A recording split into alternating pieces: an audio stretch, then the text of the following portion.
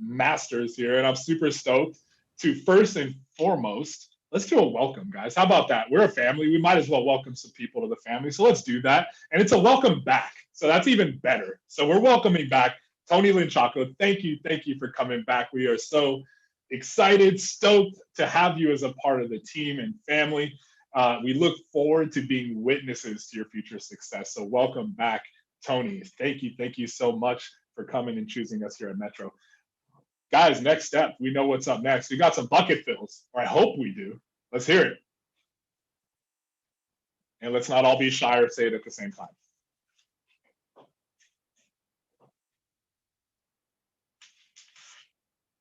I hear crickets, y'all. Come on. Well, I got one. How about this? If nobody else has one, I have one right now. And then we'll kind of go from there. Let's see if I can start the show.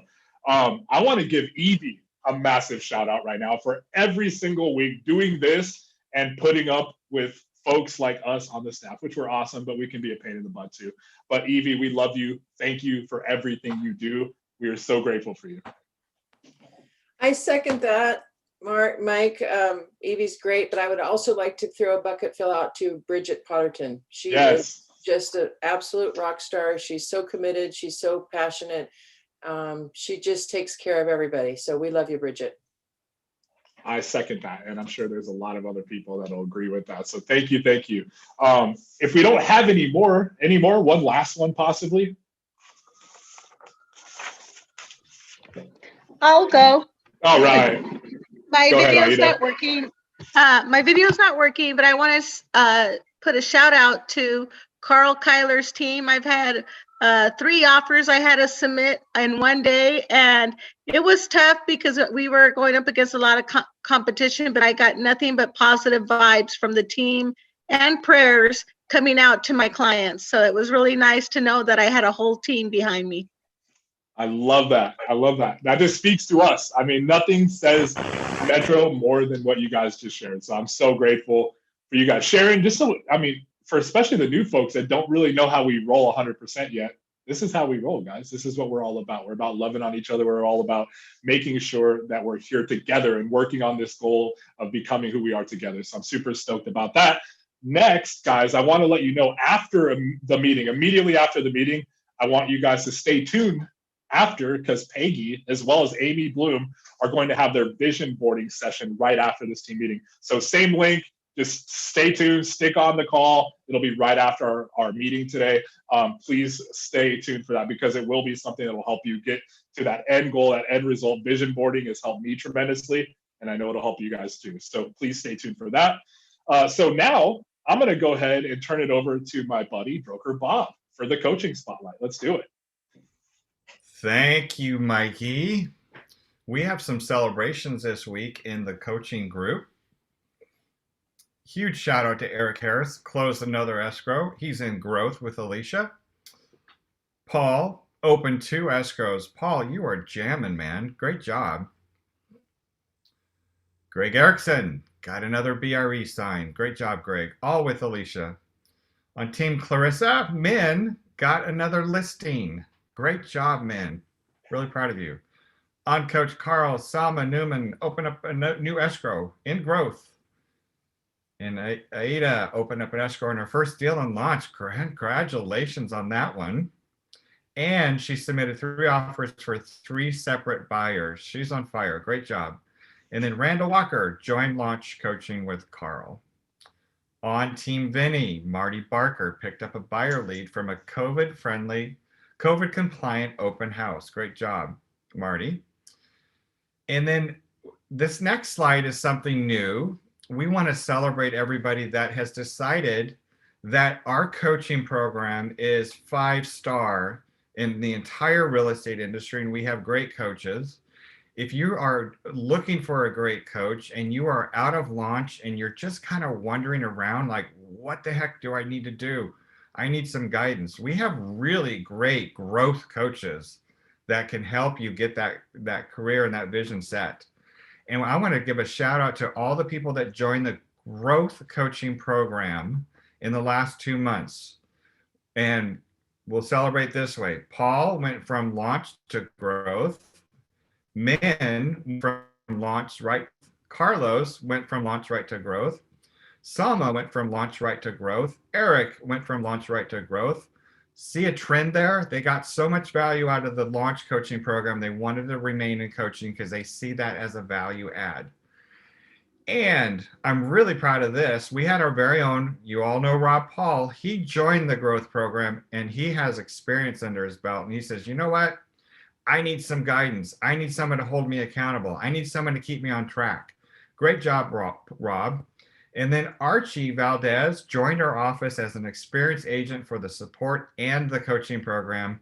And so did Tony Lind, who joined the growth program, and she has experience. So shout out to all those people that saw the value in the program. And if you have a desire to be coached, contact me and we'll give you put you in contact with one of our coaches and we'll give you a 15-minute business eval. All right, back to you, Mike. Thanks, Broker Bob. And I will just give them a shout out as well while we're at it, because I'll tell you right now, guys, no matter if you're brand new or if you've been tenured and you're a veteran in the industry, having a coach is so key and crucial. And it's one of those things that you don't understand how key and crucial it is until you work with one. So please heed this advice. It's all love. Try a coach out if you haven't already. We have amazing ones here too. So please, guys, check them out. They're making things happen. Thank you. So next is our amazing Bridget Potterton with our culture corner here. Let's do it. Hello, everybody. Happy Wednesday. If you can believe it, 1 week from today is our long-awaited team meeting where we are going to have our How Well Do You Know Metro agents. So if you look in the chat box right about now, Victor should be posting a Google Sheet. There it is. And this is what I want you guys to do. Just take 1 minute to fill it out either today or sometime in the next couple of days so we can prep the game. And you're going to learn some crazy things about your fellow Metro family. Some of it's going to be real estate related. You guys are going to learn some interesting things about real estate. And then there's going to be some non-real estate related things too. So make sure you guys catch up with us next week on this channel during the team meeting. We will have a fun game you will never forget. So I look forward to seeing you all next Wednesday. Thank you, everybody. Thank you so much, Bridget. I'm like stoked. I was smiling grin to ear to ear with that. And I don't even know what's coming, but I'm super excited about it. So thank you, Bridget. We have some time for some pitches, guys. So what do we got? Like, what do we got for sale, guys? Let's hear some of these pitches. Property pitches, by the way, not buyer pitches.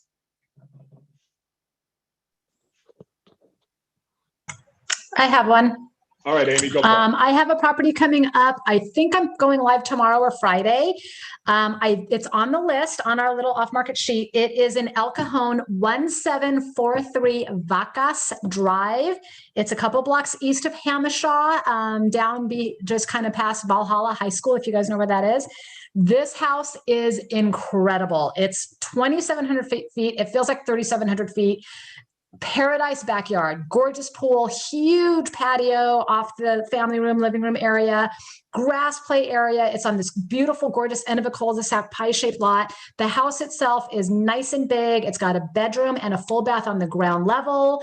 Kitchen's been updated and remodeled. Opens up to the, it's stunning. It's just absolutely gorgeous. We have it listed at $959.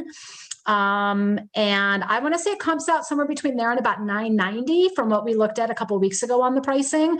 I will post the address on the chat, and I do have all of my photos. I will put it on our Facebook group, and you guys are welcome to advertise it, use my photos, and go to town. This property is incredible. It's really, really sweet. Love it. Thank you, Amy. I see your hand up, Jay. What do you got, buddy? All right, can you hear me? Yep. All right, perfect. So we have one coming, I believe it's April 28th. It's in Encanto. It's a 3-2. It'll be fully remodeled by Hawthorne Associates. We have another one in El Cajon coming the second week or first week of May. It's also a 3-2 with a nice backyard. I have one in Chula Vista, Otay Ranch, 3-2 with a loft. That one will be in the 800s-ish. The other two are, the one on Westover is $669, and the one in El Cajon is going to be around $650. So that's what's coming with the next 2 weeks. Awesome. Thank you, Jay and the Lee Home team. Anybody else? You got time for one more pitch.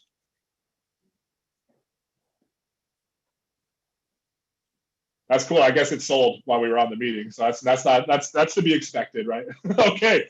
Awesome. By the way, FYI, for buyer pitches, we're not going to take time on here to do it. We're going to do it on the Facebook page. So if you have any buyer needs, pitches, all that, let's keep that on the Facebook page. Other than that, y'all, I think it's my turn to turn it back to Broker Bob for risk management. Thank you, co-host? You're going to be my co-host coming up on Monday. I'm excited. Thanks, Mikey. All right, so I just have a few announcements before we get into the meat of the meeting today, and I'm really looking forward to this meeting today because the speaker that you're going to hear from today is going to bring some information that you're going to want to know about because it's going to affect our inventory going down in the future. So, but here's some few announcements. Every week, Mark and I attend the CAR statewide broker calls, and a lot of the questions are asked, when are they going to open up doing the stuff? Because we're going into the orange tier. Well, there's no changes on the restrictions yet. CAR leadership is meeting with the California Department of Health. That's scheduled for, I think, this week. And the announcement of those changes may take some time to release. Remember, the wheels of government don't move fast. So unfortunately, we are still on a stay-at-home order, which you probably don't realize that still in the state of California. But we're looking forward to being able to go back to some more sense of normalcy, as I guess San Diego is in a really good spot for the vaccination rate, and so is California. I had the joy this Monday. Monday afternoon is always the worst time to want to go to a class, especially when Monday you're always slammed. You guys know what that's like. You're busy from the weekend, all the escrows.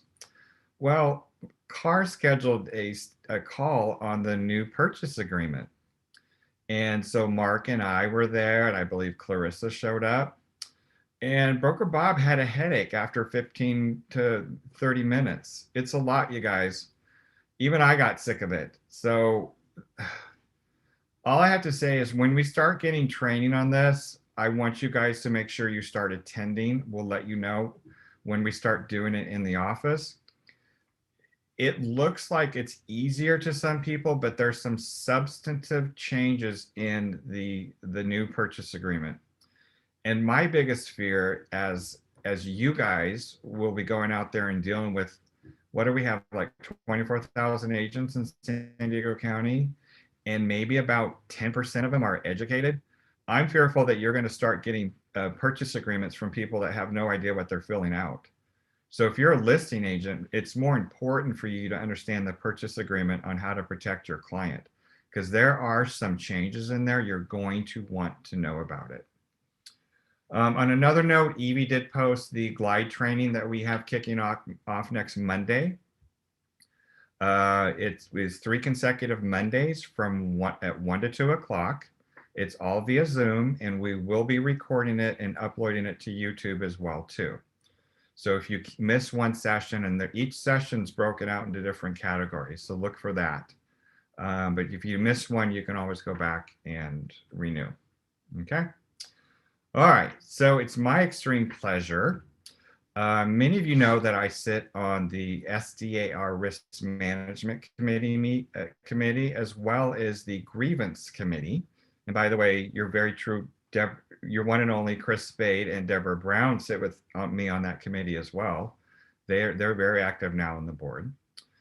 And because I have some great connections there, I came across a nice fellow named Ryan Maxon, who is the Vice President of Government Affairs. And he asked me if I would be the office contact. Of course, I can never say no, so I said yes. So what does Government Affairs do? They look at all the issues impacting real estate. They provide advice to local policymakers and key government staff, and they also recommend association policy. It's really important that you understand the meaning of the Government Affairs, because basically they're your political action committee at the local level to help us agents do more business, because they're talking about growth and sea level changes, and we're going to talk about stuff like that today. But without further ado, I want to welcome Mr. Ryan Maxson with SDAR. Ryan. Robert, thank you so much. Really appreciate the invitation to be here, and I really enjoyed the energy of this group. That was a lot of fun to watch. Nicely done, Mike. But as Robert really, I think, eloquently spoke to, there are a lot of issues that we are working on that are coming up and will absolutely be affecting our industry. So he has invited me here to kind of go over a few of them. I wanted to ask before we get started, Robert, about how much time are we looking at? We got until 2:30. Okay. Well, when I start seeing eyes gloss over and heads kind of falling down, I will do my best to wrap up. But if you want to give me the kill switch, I've had that before as well. Well, I'll kind of preface it with, some of the stuff you're going to present is like maybe way over everybody's head. So I want this to be very interactive for agents. If you feel like you have a question, please feel free to raise your hand or say, what does that mean? And mostly what we want them to get out of it is how does it impact them? What's it going to impact their future business? Absolutely. Absolutely. So I'm gonna go ahead and share my screen here. You seeing that all right? Yep. Perfect. All right. So as was mentioned, my name is Ryan Maxson. I'm the Vice President of Government and Public Affairs here at the Greater San Diego Association of Realtors. Again, I think Robert did a fantastic job explaining what government affairs does, but if I could just distill it down to something very basic, and I think this was said very well by a former senator by the name of Mike Enzi. It says, if you're not at the table, you're on the menu. My job is to make sure that we are at the table. And by that, this means there is a lot going on at actually every level of government, here locally, at the state, through our work with the California Association of Realtors, and certainly at the National Association of Realtors. I hear so often that people are uncomfortable with kind of the political elements of what we have to deal with, some of those policies dealing with elected officials. That's something that a lot of folks don't appreciate. And so therefore they want to step back and not get involved. I assure you, and again, go back to this quote, that will not do you well for your business, for your industry. So I would keep that in mind and let you know that if you do not take action, if you do not raise your voice when called upon, there's somebody else on the other side of the argument that you better believe is doing so. And we actually just saw that 2 weeks ago at the County Board of Supervisors for an issue that we were going to spend a little bit of time talking about. Before doing so, I wanted to just give a little bit of an idea of some of the things that we do. As was mentioned, we look at some of the policies that are coming down and determine their effect on the industry. I am the staff liaison for a few committees here at the association, one of them being the Government Affairs Committee. Not surprising, I'm sure. But this group is comprised of your colleagues. It's your fellow realtors that are helping me to identify these issues and really doing a great job of letting me know how this affects you all. And then we make recommendations to the board of directors that eventually, hopefully gives us the stamp of approval and gives me the green light to take action and engage with elected officials, with some of our key partners in the area, and various other individuals. One of the reasons why I'm showing this photo here as well is because that was taken in Sacramento on one of our legislative days. We do a fly-in every year to Sacramento to advocate on behalf of the industry. We meet with several of our lawmakers there. But as you can imagine, in this current environment in COVID, we aren't doing in-person meetings in Sacramento. So this gives a great opportunity for everyone. We are moving this to the virtual environment. So if you haven't seen, on April 27th, that is Tuesday of next week, we are going to have our first ever virtual legislative day. What that means is there's going to be a whole series of events and meetings taking place all throughout the day, and you are invited to join. In fact, I encourage you to do so. We have meetings with each of our state representatives from the San Diego area, and what we want to see is a whole packed out Zoom meeting full of our colleagues, full of our realtors, so that way these assembly members, these state senators look and realize how engaged, how involved realtors are, because that's tremendously important. I assure you, with that saying, the squeaky wheel gets the grease. You better believe when they hear a lot of noise coming from an industry, it makes a difference. So here are a few of the issues that we're probably gonna have to make some noise on. But for starters, you've probably seen, we have new leadership at both the county and city of San Diego. The city of San Diego, we elected a new mayor, Todd Gloria. And at the county, Chairman Nathan Fletcher has taken the reins. As you can imagine, with new leadership, of course, comes new priorities. Sometimes good, sometimes bad, but we always have to monitor and engage throughout the process. But lately, we've seen a little bit more bad than good, if I can be honest and direct and frank with you all. So I'm going to briefly mention some of these, and those highlighted items I'm going to spend a little bit more time on. So rent caps and just cause eviction. This came up and snuck up on the Board of Supervisors agenda 2 weeks ago, and they worked to try to push something as an urgency ordinance. Fortunately, we learned in time to really start reaching out to a few of these supervisors, and we got a couple of them to oppose the measure. If we hadn't done that, it would have passed outright and gone immediately into effect. But now it's coming back, and so we're going to talk about that in a moment. Vehicle miles traveled is another issue at the County Board of Supervisors that they're looking at. That essentially is working to establish a moratorium on new development on county lands, new housing developments. As you can imagine, tremendously problematic for us, actually for anybody looking to buy a home anytime soon. Climate action plan updates. These are always fun. I'm sure you've seen some of the things they like to do with this. These updates are taking place at both the county and city, and you better believe they are going to try to sneak in point of sale mandates for such things as energy audits, energy upgrades, various other efficiency related measures that they do enjoy trying to throw on the back of the transaction, which could, as you can imagine, delay or outright cancel what you're trying to accomplish.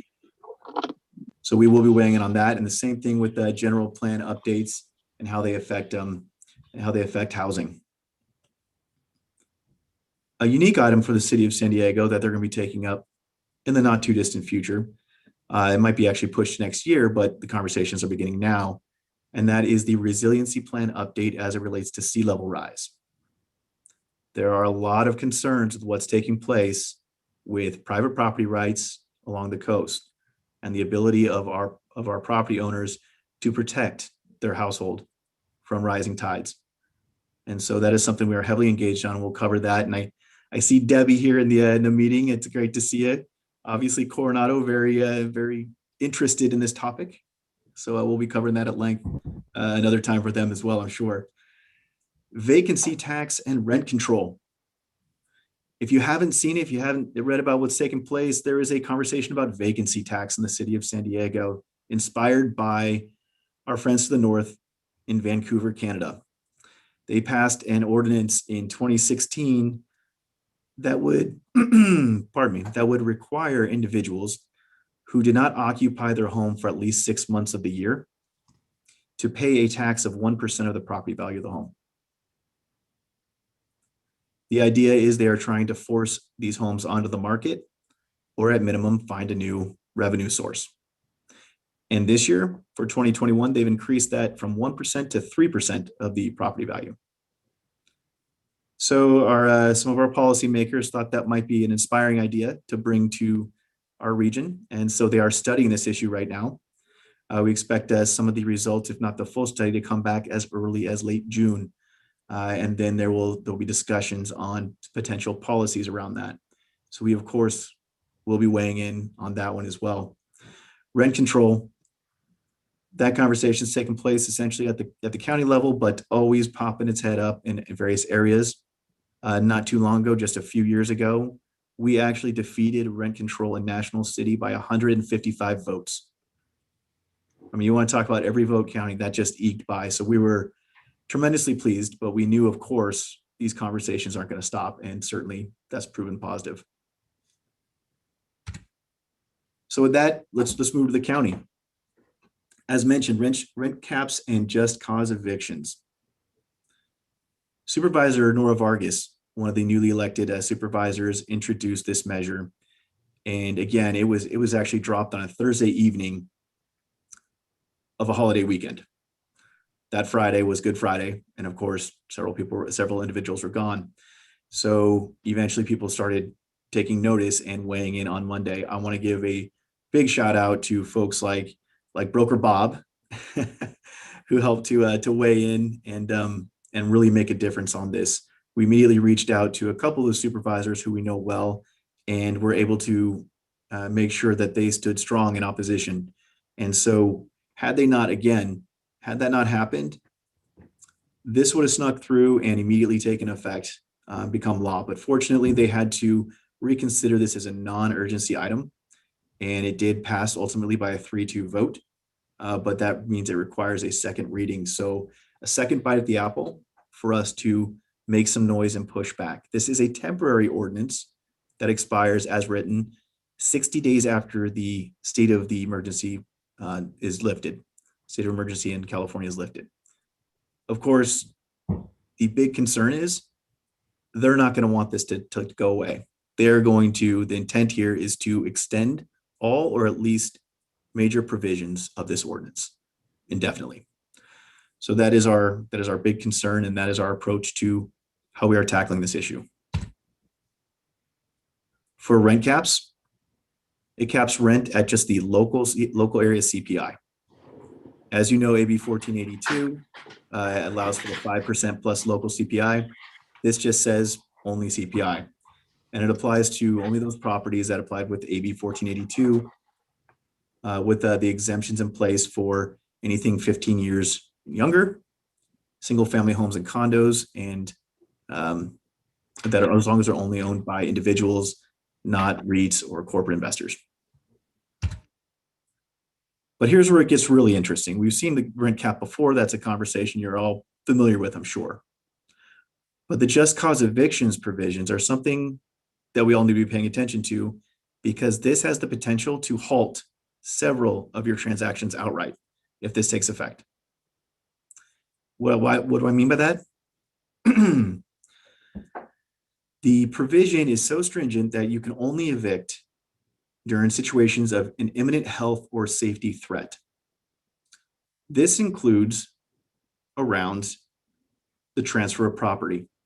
If there is a tenant in place when a property is sold, the new homeowner cannot evict that tenant.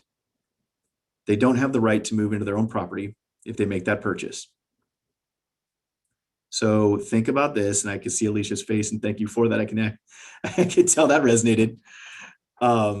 What that means is the buyer is going to have to be willing to take on this big unknown.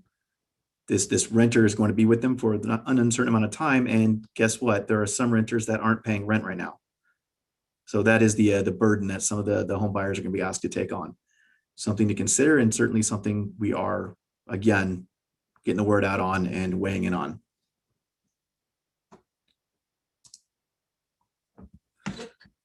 We'll cover next steps on that in just a moment, but before I do so, we're going to cover a couple of the other items. Vehicle miles traveled. As you all know, I mean, this group should know all too well, housing supply is a tremendous concern for our region. We have not been able to build more than 50% of the need for our area. And this is something that's been taking place annually for at least as long as I've been working at SDAR. And so this is something it's a conversation we've been part of since 2016. And indeed, at that time, we worked with the San Diego Regional Chamber of Commerce to put out the housing scorecard, where we looked at what is being built based off of various income levels, finding that the area around middle income housing was being built to meeting 0% of the need. So we were doing everything we could to not build middle income housing, which has tremendous long-term effects. So when we look at things like vehicle miles traveled and what that means for even the potential for new development, we get very concerned. Now, vehicle miles traveled in its concept is a result of state law. State law went into effect in 2020, changing the way we look at housing developments and their impact on the region. I don't need to get too much in the weeds, and Robert, I'll do my best to kind of keep it above board here. But basically what this does is, in the past, they would look at projects as, well, this is going to create how much new traffic.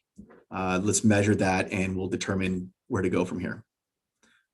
Vehicle mile traveled instead looks at how many additional miles are we going to be adding to potentially to the average of all those traveled in the region. So in other words, everyone coming from county lands and going to work in the morning, what is that average commute? And will this project reduce that or increase it? If it increases it, it's out. It must increase it. It must decrease it by at least 15%. Well, when the staff at the county first looked at this, they made recommendations and identified areas that would be ripe for potential development, or at least qualify to one degree or another. Based off their initial reading on this, they identified opportunities for almost 19,000 new units to be developed along county lands. And that's a great opportunity there. But what happened about a month ago is one of the new supervisors at the board asked that we take a second look at it. And indeed, her proposal was specifically to change how we calculate those vehicle miles traveled. And not to have to try to get too much into detail on that, they reduce the amount that is going to be calculated, and instead they want to look at areas and exempt several areas from any sort of build. And by that, I mean, here's what it looks like. We go from about 19,000 new potential units to just over 1,000 based off these new calculations. This again was brought up, and there was zero engagement with industry on this, with stakeholders. And they tried bringing this up. Fortunately, there was a lot of, when we all caught wind of it, there was a lot of noise made. So it will be coming back. It was pulled from the original agenda at the board, fortunately, but it will be coming back. But before I move on to the next step, I just want to let you know, the County Board of Supervisors, every region indeed is assigned a number of housing units they're expected to build. That's your RHNA number, Regional Housing Needs Assessment. And that is something you are legally required to at least have a reasonable ability or reasonable attempt based off your policies to comply with. For the county, that's 6,700 units. And this own policy would only allow for 1,000. So that just gives you an idea about how egregious this is. It would only invite lawsuits because it can't even comply with our own RHNA requirements. So what happens next? Well, there's a public meeting coming up tomorrow at 6 o'clock. And that is a tremendous opportunity to weigh in from, as a realtor, as a concerned individual of the public, whatever it is you can, let them know that the region's housing supply crisis is a problem, it matters, and we need to resolve it. Now, I can go on and on about how flawed the vehicle mile traveled concept is, and I think Robert at our meeting did a very good job of actually highlighting some of the clear flaws in it, not taking into account the trends toward working from home, but not the least of which, when looking at new developments in county lands, they're not taking into consideration this might help people not have to commute all the way from Marietta, Temecula, Orange County, or south to Tijuana. This calculation wouldn't take that into account at all. So it's tremendously flawed from the get-go, and we will be, again, monitoring, weighing in, and staying in touch on this. The final issue, sea level rise. Right now, the California Coastal Commission is working with various municipalities up and down the coast, trying to get them to update their local coastal programs to account for rising seas. They ask that they have policies in place to look at a planning window out to 2100 for up to 6 feet of sea level rise. There are several policy issues that are going to be brought up into this and that we monitor and weigh in on. And I have a little logo down there, Smart Coast California. The reason for that is actually a Realtor-led organization that we helped form to monitor these issues up and down the coast. what we found is that with the Coastal Commission, the approach going city to city, if they pass some of these more egregious provisions that the staff at the California Coastal Commission, if they pass any of those in a law, well, then they've established precedent. And once you do that, that's going to be the scenario up and down the coast. So that is why we've joined together with every real estate association up and down the coast to form Smart Coast California. We have a fantastic consultant that monitors all the activities at the Coastal Commission, as well as the activities along our coastal communities. So the first big issue is managed retreat. What the California Coastal Commission is trying to get every municipality to adopt is an allowance for managed retreat. By that, I mean, and the impact it has for us, managed retreat is you removing your home or whatever facility might be in the way of rising tides. So this little diagram, it gives you an idea of how they just try to show what managed retreat is. And here you have a park area that shows the encroaching tides. Well, for certain areas, managed retreat in concept is fine. If you have an extended amount of land in front of your property, in between your property and the coast, well, then you can reasonably allow the coast to kind of move in on you. But what about areas like Del Mar? The city of Del Mar was the first in the fight on this big issue. They were moving forward with their coastal program amendment, and they went before the Coastal Commission. The Coastal Commission was leaning on them to adopt the provisions around these takings issues and forcing them to try to do managed retreat. They eventually pushed back because the issue with Del Mar, where are those properties going to retreat to? Those westwardly facing houses, they have nowhere to go. And what's more, what they found is if you were to remove that front line of homes, well, they sit higher in elevation than the homes behind them. So then every single home behind that first line would be wiped out. So when this came through, the entire community was in an uproar. And so fortunately, the Del Mar City Council did not move forward with managed retreat. And ultimately, they've had to walk away from working with the Coastal Commission on this. And so their local coastal program amendment is on pause for right now. I was speaking with the Mission Bay Real Estate Association just yesterday. And so I showed them sort of what this looks like in their area. And on the left is the current sea level. On the right is with 6 feet of sea level rise. Not surprisingly, areas along our coast are at risk, and it should be absolutely something to take into account and something we need to be monitoring and figuring out a way to resolve. That pretty much takes out the boardwalk. Yeah, it does as things stand right now. But there are several ways to protect property against rising tides. I think you guys all know seawalls. You're familiar with seawalls. Sand replenishment is what really Del Mar is looking to do. Make sure that as the sand gets pulled away, they have a strong and active replenishment effort.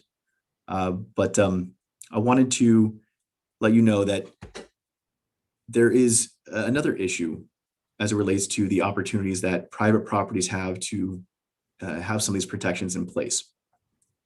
As written, the Coastal Act actually allows private properties to have seawalls, to defend their properties, and to have those in place. But the Coastal Commission is trying to get the local municipalities to say that an existing structure is only a structure that was in place prior to the Coastal Act's adoption.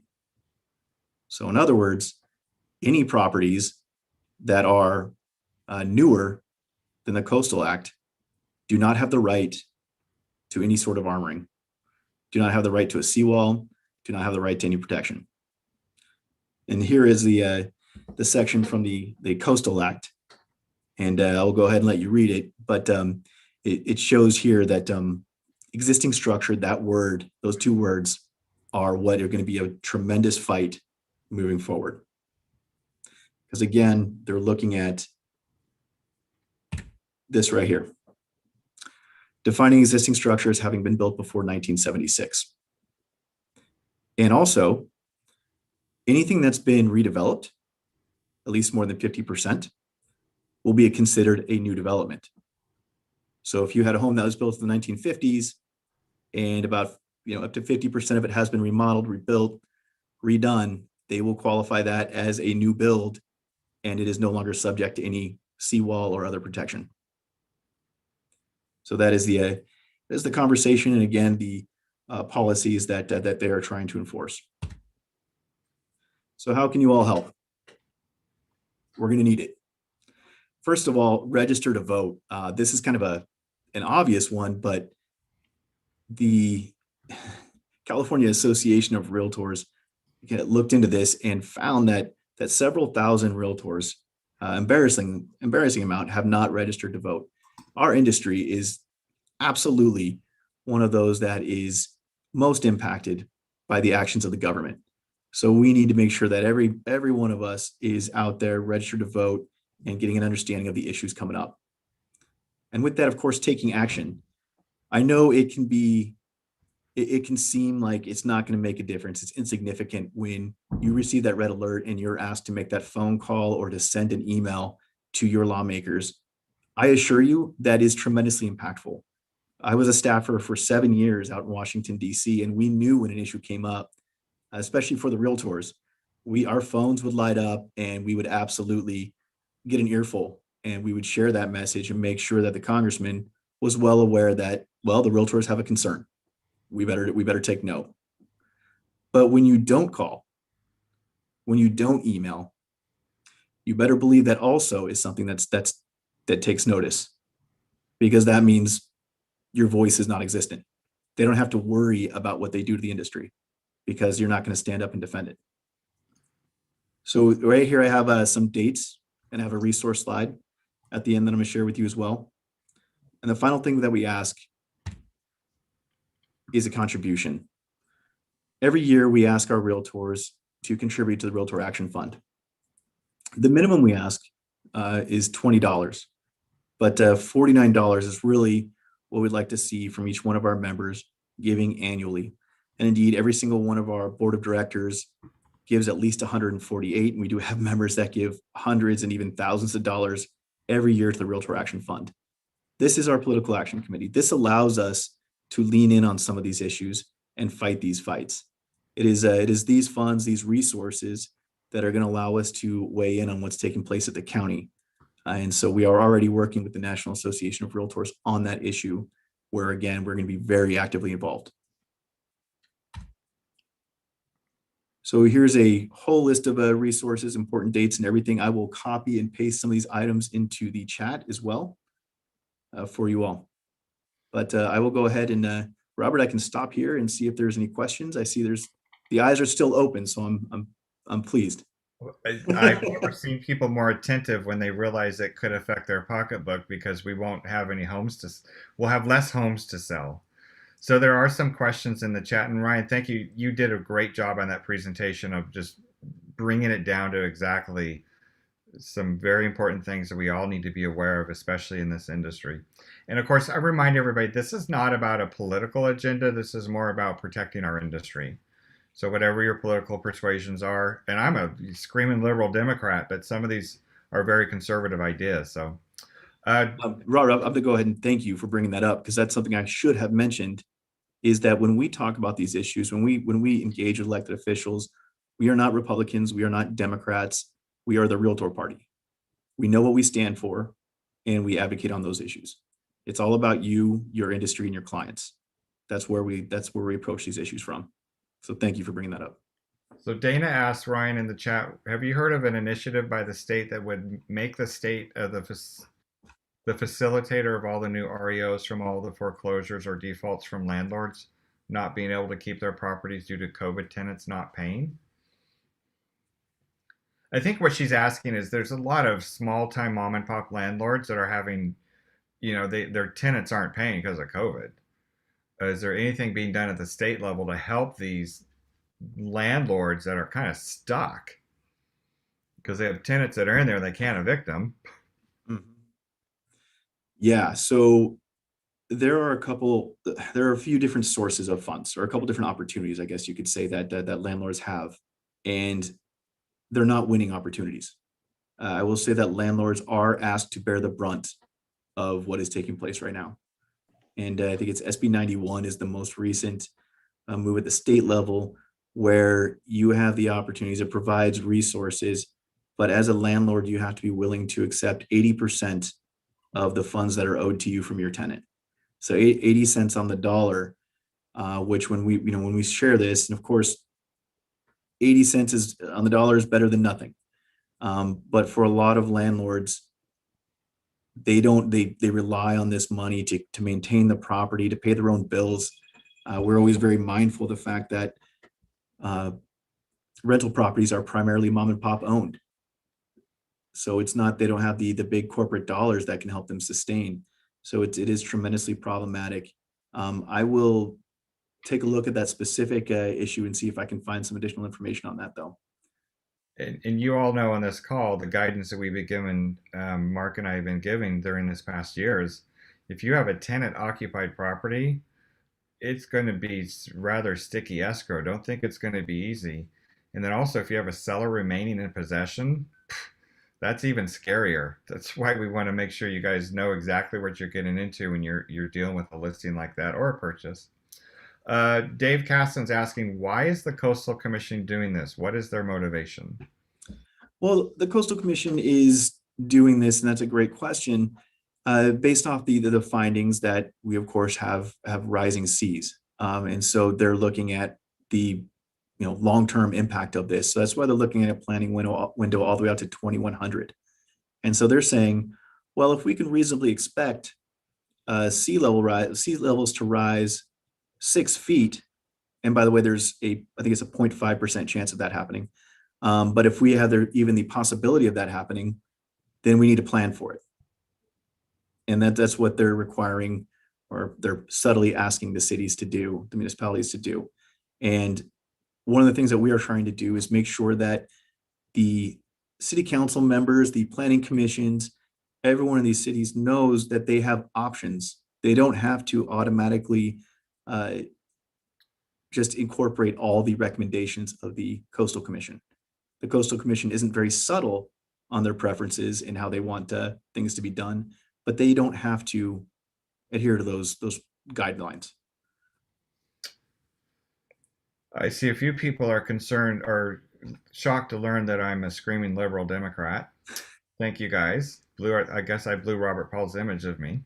Debbie Giametti asks about AB 672, developing municipal golf courses for affordable housing. Has SDAR taken a stand on this? We haven't looked at AB 672. Right now, gotta be honest with you, right now, we've been really focused on what's taking place locally. But what happens is, and we're right now, by the way, in the middle of our business meetings with the California Association of Realtors. And the way this works is that we actually have members of our association who serve as a board of directors to the California Association of Realtors.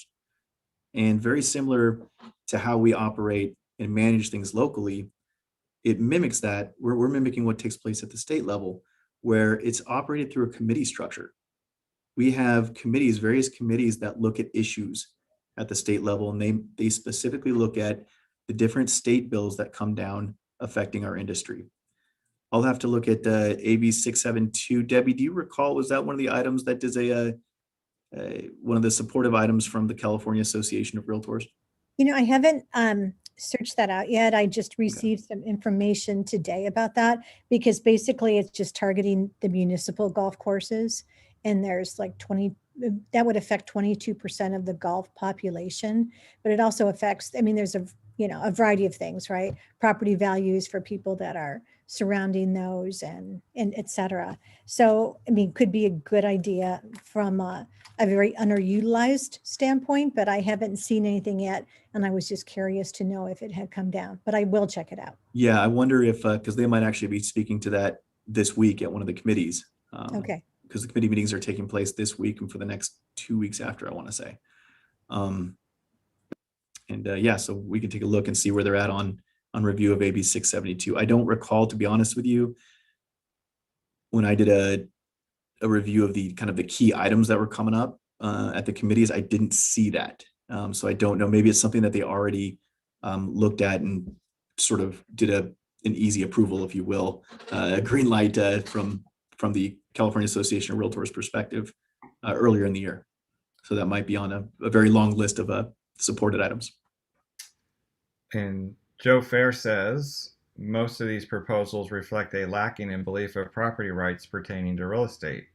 And I agree with you, Joe. Back on the day when I grew up on the farm, my daddy just get the shotgun and say, get off my property. And I think that's what might be happening pretty soon. All right. Ryan, can you elaborate on the subject of vacancy tax? Is there serious discussion about this at the county level? First of all, I love those two questions back to back, or the one being a statement and then the next one a question. That's a perfect example right there. I could not agree with you more, Joe, on what's taking place. I would say that housing more and more is looked at as a public good, and therefore our elected representatives feel they have the right to dictate its usage, and to the extent that it's tremendously concerning. And there's a perfect example of that with the vacancy tax. And so what the vacancy tax is, right now it's in the study phase, right? So step one is they want to identify the number of properties that are empty for at least a portion of the year.